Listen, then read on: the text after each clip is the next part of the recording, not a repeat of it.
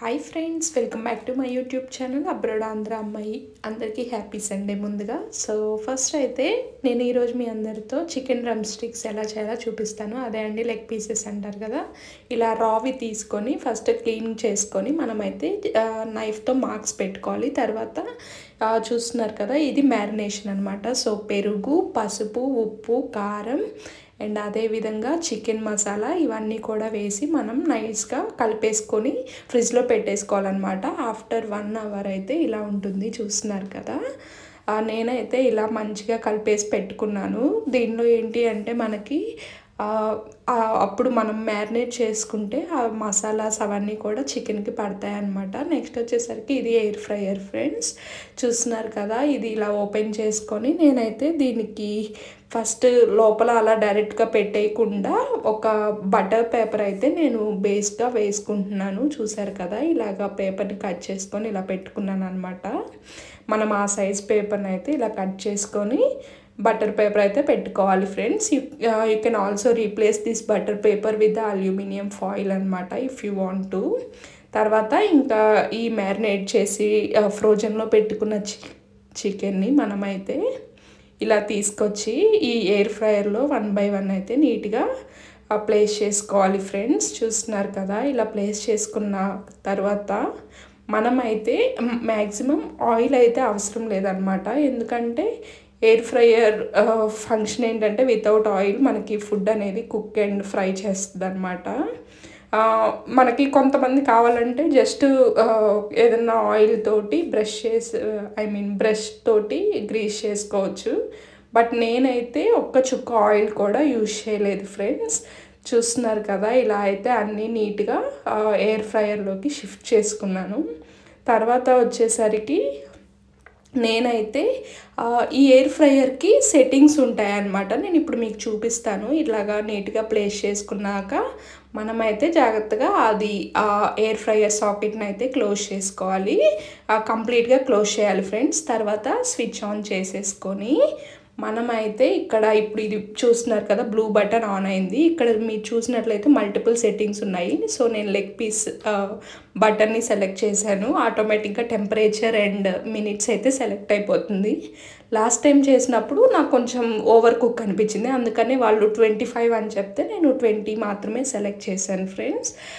చూస్తున్నారు కదా, ఇంక ఇలాగా సెలెక్ట్ చేసుకొని అక్కడ మీరు డౌన్లో చూసినట్లయితే పాజ్ అండ్ బటన్ ఉంది కదా, అదైతే క్లిక్ చేస్తే మనకి ఫుడ్ అనేది అవుతుంది. ఆఫ్టర్ 20 minutes అయితే మనం వచ్చి చూస్తే ఇలాగా డాషెస్ వస్తాయి అన్నమాట. సో చూసారు కదా, మంచిగా కుక్ అయిపోయాయి అన్నమాట. ఒక్కొక్కసారి ఏం చేస్తుందంటే ఎయిర్ ఫ్రైయర్ మనకి సిగ్నల్ ఇస్తుంది, షేక్ చేయండి లేదా టర్న్ చేయండి అని. మోస్ట్లీ లెగ్ పీసెస్కి అయితే ఇవ్వదన్నమాట. ఆ ఇచ్చిన టైం పీరియడ్లోనే మంచిగా ఈవెన్గా కుక్ అవుతాయి. కింద పేపర్ కొంచెం డర్టీగా ఉంది, ఎందుకంటే మనం కలిపేసి పెట్టుకున్న మసాలా మిక్చర్ ఏదైతే ఉందో అది కొంచెం పేపర్కి అంటుకొని అలా కనిపిస్తుంది. బట్ ఈ లెగ్ పీస్ టేస్ట్ అయితే చాలా అంటే చాలా బాగుంటుంది అండ్ కొంచెం హెల్దీ కూడా. ఎందుకు అంటే మనం డీప్ ఫ్రై లాగా అలా ఏం చేయట్లేదు ప్యాన్లో, లేదా ఆయిల్ వేసి ఎక్కువ అలా అయితే ఏం చేయట్లేదు కదా. సో ఎయిర్ ఫ్రైయర్ కాబట్టి చాలా అంటే చాలా టేస్టీ అనమాట. చూస్తున్నారు కదా, ముక్క లోపలికి కూడా ఈవెన్గా మంచిగా ఆ హీట్కి కుక్ అయిపోతుంది అనమాట. సో ఇలా అయితే జ్యూసీగా చికెన్ అయితే చాలా టేస్టీగా ఉంటుంది. చూస్తున్నారు కదా, ఇప్పుడు ఏంటంటే ఇలా 1 by 1 నేనైతే ప్లేట్లోకి సర్వ్ చేసుకున్నాను ఫ్రెండ్స్. ఇంకా కొంతమంది ఎక్కువ టైం కూడా పెట్టుకుంటారు, నేనైతే 20 minutes ప్రిఫర్ చేస్తాను ఫ్రెండ్స్. చూసారు కదా, ఇలా అయితే మొత్తం నీట్గా మనం ప్లేట్లోకి అయితే సర్వ్ చేసుకున్నాను. తర్వాత వచ్చేసరికి ఇక్కడ చూసారు కదా, సైడ్లో ఒకటి చిన్నగా కొంచెం మాడినట్టు కనిపిస్తుంది, బట్ దట్స్ ఓకే. అంటే ఒక్కొక్కసారి హీట్ అనేది అది ఎడ్జ్లో ఉండిపోయిన పీస్ అనుకుంటా, అందుకని అలా అవుతుంది. But don't worry. సో ఈ పేపర్లో అయితే డర్టీగా ఉంది కదా, ఇంకా మనం జస్ట్ తీసేసుకొని